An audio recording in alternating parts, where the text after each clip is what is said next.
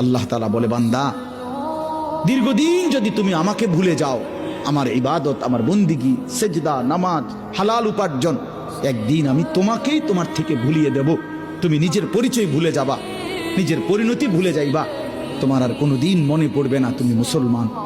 তোমার আর কোনোদিন মনে পড়বে না তোমার একটা কবর আছে, হাসর আছে, মিজান আছে, ফুলসেরাত আছে, আমল নামা আছে। এটা বলে দাও, এটা ভুলেই যাই।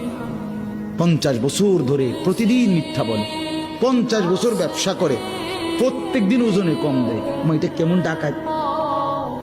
আল্লাহ তাআলা বলে, বান্দা দীর্ঘদিন যদি তুমি আমাকে ভুলে যাও, আমার ইবাদত, আমার বন্দিগি, সেজদা, নামাজ, হালাল উপার্জন, একদিন আমি তোমাকেই তোমার থেকে ভুলিয়ে দেব। তুমি নিজের পরিচয় ভুলে যাবা, নিজের পরিণতি ভুলে যাইবা।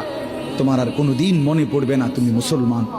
তোমার আর কোনোদিন মনে পড়বে না তোমার একটা কবর আছে, হাসর আছে, মিজান আছে, ফুলসেরাত আছে, আমল নামা আছে। এটা বলে দাও, এটা ভুলেই যাই। 50 বছর ধরে প্রতিদিন মিথ্যা বলে, 50 বছর ব্যবসা করে, প্রত্যেক দিন ওজনে কম দেয়। এটা কেমন ডাকাত?